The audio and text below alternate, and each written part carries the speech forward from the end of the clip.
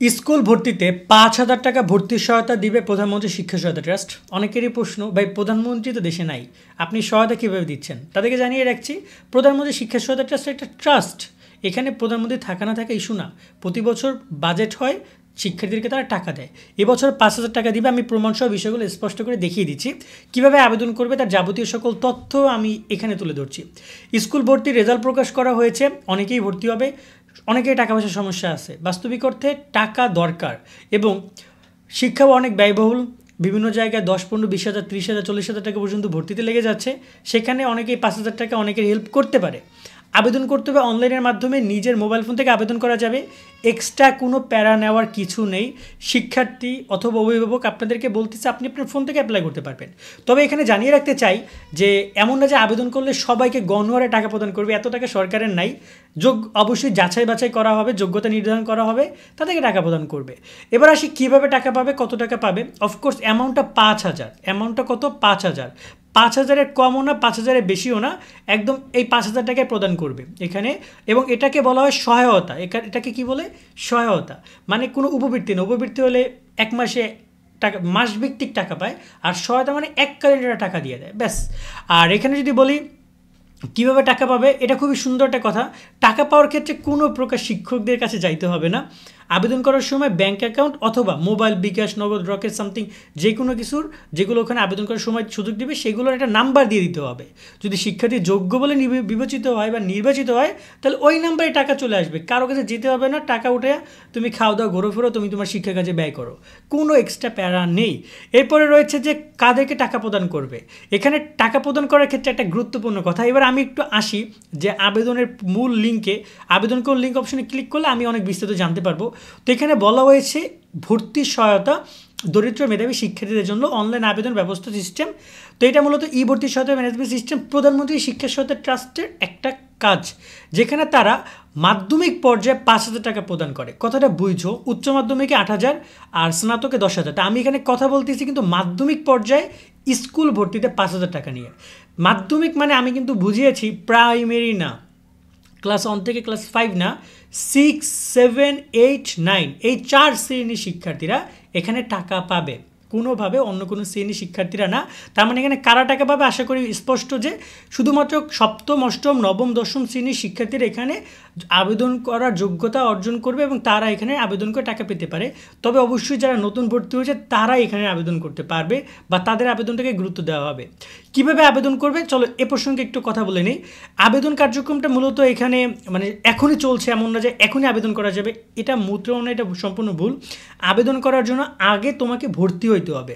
তুমি আগে স্কুলে ভর্তি হবা। অভিভাবককে বলছি আপনার সন্তানকে আগে স্কুলে ভর্তি করাইতে হবে। স্কুলে ভর্তি করানোর পরে আবেদন করার সুযোগ দিবে।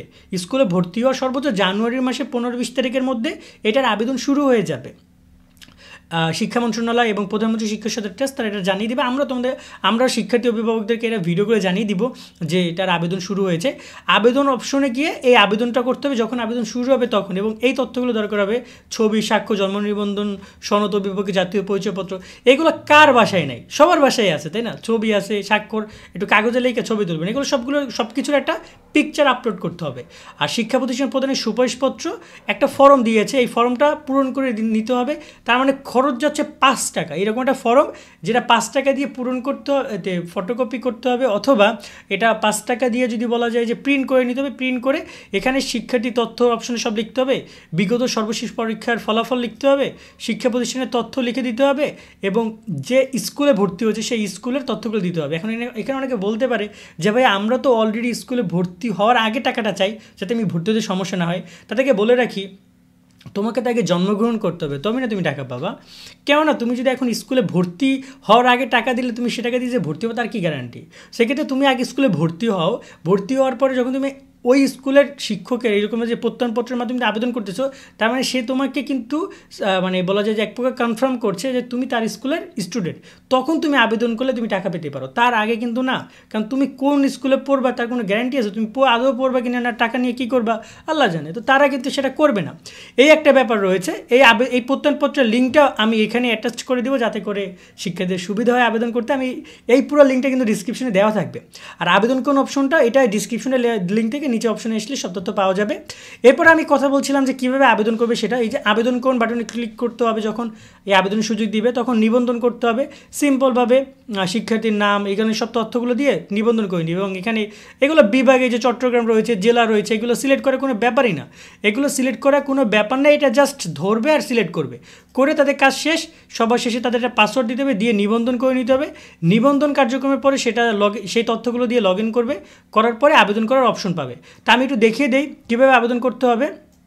ব্যবহারিক নির্দেশিকা থেকে আমরা একটু আবেদন করার বিষয়টা দেখে নিই। ব্যবহারিক নির্দেশিকায় কিন্তু দেখাচ্ছে যে এখানে নিবন্ধন করে নিতে হবে, নিবন্ধন করার পরে লগ ইন করতে হবে। লগ ইন করার পরে এখানে কিন্তু এই যে তথ্যগুলো চাওয়া হয়েছে, যে তথ্যগুলোর কথা আমরা একটু আগে বলছিলাম, যে শিক্ষার্থীর ছবি আপলোড করুন, স্বাক্ষর আপলোড করুন, জন্ম নিবন্ধন আপলোড করুন, জাতীয় পরিচয়পত্র আপলোড করুন, এগুলো সব আপলোড করে দিতে হবে, আর কোনো কাজ নেই। আপলোড করে দেওয়ার পরে চুজ ফাইল অপশন ক্লিক করে মোবাইল থেকে আপলোড করে দেবে। আপলোড করে দিয়ে যদি মানে সাইজ অনেক বেশি হয় সেক্ষেত্রে মেসেঞ্জারে বা কোনো একটা গুগলের জায়গায় সাইজটা কমে নিতে হবে। একটা মিনিমাম ফাইল কিন্তু আপলোড করতে হবে, যেটা একটু কম মানে তোমার হচ্ছে যে এমবির হয়। সেটা আপলোড করার পরবর্তী কাজ কি, পরবর্তী কাজ একটা আবেদন ফর্ম আসবে, সেটা পূরণ করতে হবে।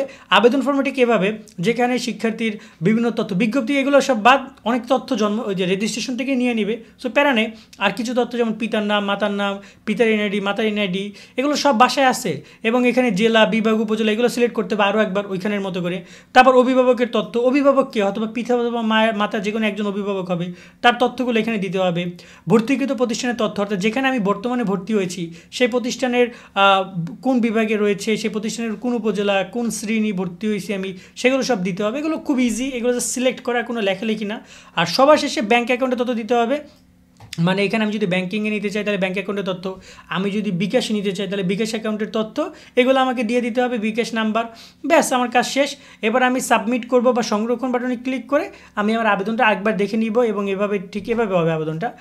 এখানে আমি যদি দেখি এভাবে আসবে, সব তথ্যগুলো এভাবে দেখাবে এবং সবার শেষে আবেদনের যে ছবিটা আছে এভাবে আসবে, আমার ছবি, স্বাক্ষর, এগুলো তথ্যগুলো এভাবে আসে। আমি সাবমিট করলে আমার আবেদনটা সম্পন্ন হবে এবং সবার শেষে প্রত্যয়নপত্র, ওই যে স্কুলের শিক্ষকের কথা বলছিলাম, তিনি প্রত্যয়নপত্র দিবেন, সেটা এখানে চুজ ফাইল অপশনে ক্লিক করে সংরক্ষণ করুন বাটনে ক্লিক করলেই আবেদন শেষ। এবং সবার শেষে এমনভাবে দেখাবে, এখানে একটা ট্র্যাকিং নাম্বার দিবে, যে নাম্বারটা পরবর্তীতে আমি জানতে পারবো আমার এই আবেদনটা কী অবস্থায় রয়েছে, সেই বিষয়গুলো আমি চাইলে এখান থেকে আবার পরবর্তীতে দেখে নিতে পারবো।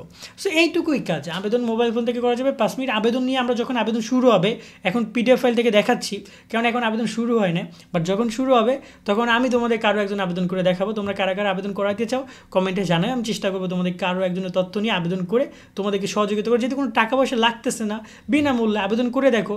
অনেক শিক্ষার্থী এখান থেকে টাকা পায় না, কারণ একটা কারণ তারা সঠিকভাবে আবেদন করতে পারে না, আবার দ্বিতীয়ত অনেকে টাকা পায় না কারণ তারা এটা জানেই না। গত বছর কত টাকা প্রদান করছে সেটা একটু দেখে নেই। গত বছর এখানে ভর্তি সহায়তা বাবদ আমরা যদি দেখি, গত অর্থ বছর মানে 23-24 অর্থ বছরে অলমোস্ট 3,69,69,45,000 টাকা প্রদান করছে। 3 কোটি গত অর্থ বছরে। এবং মাধ্যমিকে প্রায় 1900 শিক্ষার্থী পেয়েছে। মাধ্যমিকে এখানে কোনো ছাত্রছাত্রীর সংখ্যাটা আলাদাভাবে উল্লেখ করা নাই, বাট নর্মালি টোটাল এখানে প্রায় কত বেশ ভালো একটা স্টুডেন্ট এখান থেকে টাকাটা পেয়েছে সেখানে দেখতেই পাচ্ছি। যেখানে এর আগের বছর 2021-22 পেয়েছে 43 লাখ, সেখানে গত বছর পেয়েছে 3,39,00,000। এবং এই অর্থ বছরে সেটা 5 কোটি যে ছাড়াই যাবে তার কোনো মানে সেখানে কোনো প্রশ্ন রাখা যাবে না, 5 কোটির উপরে যাবে আবেদন। এবং এই বছর অনেক টাকা শিক্ষার্থীরা পাচ্ছে। তাই হচ্ছে এইটা নিয়ে সম্পূর্ণ তথ্যগুলো, আশা করি শিক্ষার্থীরা বিষয়গুলো বুঝেছে। তারপর যদি কারো কোনো প্রশ্ন থাকে কমেন্টে কিন্তু জানিয়ে দিতে পারো, চেষ্টা করবো সেই বিষয়ে শিক্ষার্থীদেরকে আমরা জানানোর। আজকে আমরা এখানে বিদায় নিচ্ছি, সকলে অনেক অনেক ভালো থাকবেন, আল্লাহ হাফেজ।